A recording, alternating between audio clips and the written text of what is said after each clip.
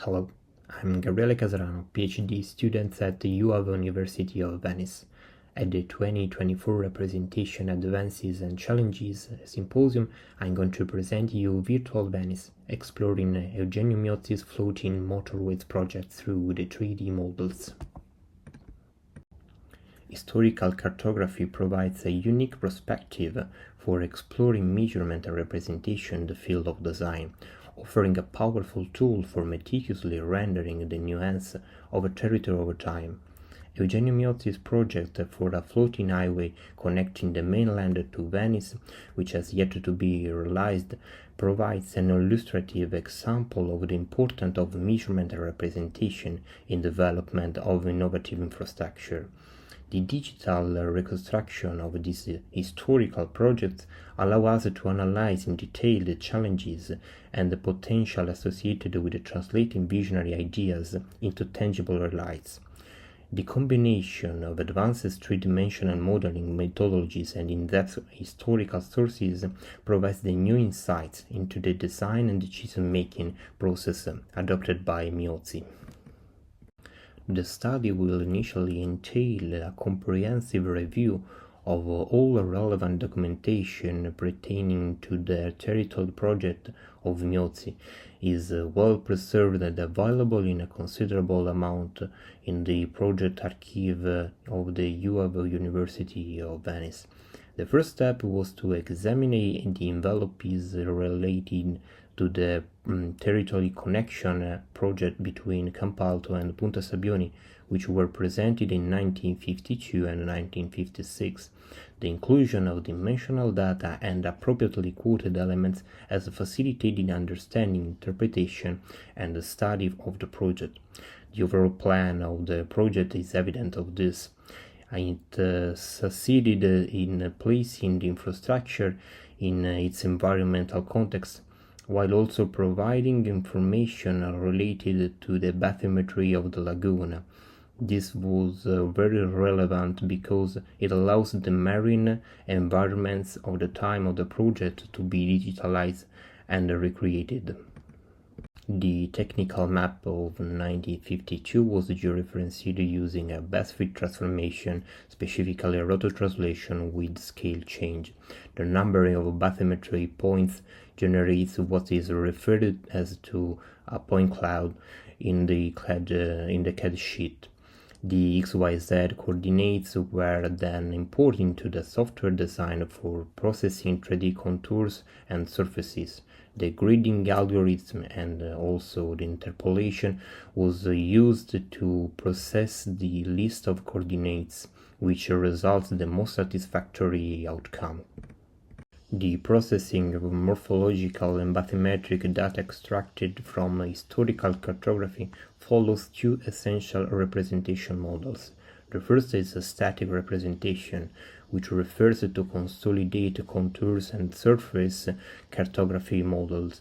The second is dynamic representation, which starts from graphics widely used in the field of architecture and is used to computer graphics where data is presented in the 3D with depth.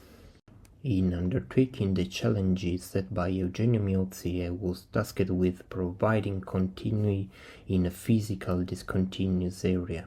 This can be defined as the starting point comprising a classical section on land with the Venetian-style foundation by compacting piles of floating elements arranged perpendicularly to provide a greater stability to the node on which the pontoon rests, and which follows the movement of the ties, and finally the floating section.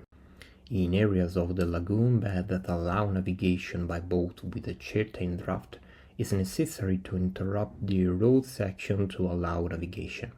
This is achieved by a rotation of two elements, which permit the opening of the fairway to a span of 30 meters at the moment of maximum opening. It should be noted that, unlike the other examples of these tables, there is no further details available for this specific element, which may indicate either an incomplete study or a manual operation of the rotation. In contrast, the navigation of smaller vessels is permitted along the undisturbed route section, which is elevated to allow the uninterrupted passage underneath. This is achieved through the use of two ramps situated on floating elements with an enlarged plan, in line with the design principle of the landing head to ensure optimal stability and to bear the weight of the structure. As a result, this section becomes more rigid as it is anchored to the substrate. It should be noted that Miozzi provides a plan of the foundation post, which is not present for the foundation of the landing. This suggests the use of the material other than the traditional wood, presumably concrete.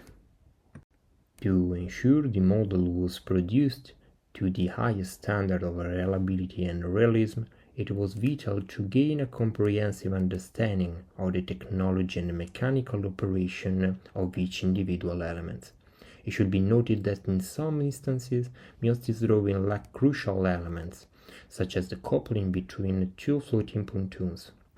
In fact, Miozzi only depicts half of the detailed section of the coupling mechanism, which makes understanding the coupling more challenging. Nevertheless, this system is analogous to the classic type of coupling between the two train wagons, comprising an adjustable treated bar to which a hook is attached and the shock-absorbing element to prevent a rigid contact between the two wagons. The integration of drawings with the technology used at the time enabled a redesign and the three-dimensional model to be completed. The digitization of the archival drawing is of primary importance for several reasons. Firstly, it allows the digitization of all previously paper-based graphics, which has the potential to overcome several limitations. This includes the risk of data loss and the difficulties of accessing documentation. Secondly, it enables wider audience access to the documentation, which is easier to navigate. The aim is to gain a more detailed understanding of the constituents part of the project. If this phase is carried out with due diligence, it allows for not only the mechanical redesign of the original project, but also for an in-depth understanding of the parts of the project that are not represented. These enable the identification of potential critical issues. The research project is focused on 4 key elements of the project: the bridge for crossing small waterways, landings on the mainland, the crossing of the sandbanks, and the opening bridge. In conclusion, the representation plays a crucial and dominant role thanks to the new technologies that provide a new expression for the archival documentation. The multimedia files serve two main purposes. Firstly, they provide a comprehensive overview of the project's fundamental concepts and the surrounding context. Secondly, they facilitate data verification and control, enabling comparison between the lagoon backdrops and the design phase in the current situation. Additionally, they act as a communication tool for historical interpretation and representation, promoting cultural dissemination and awareness. Thank you for watching.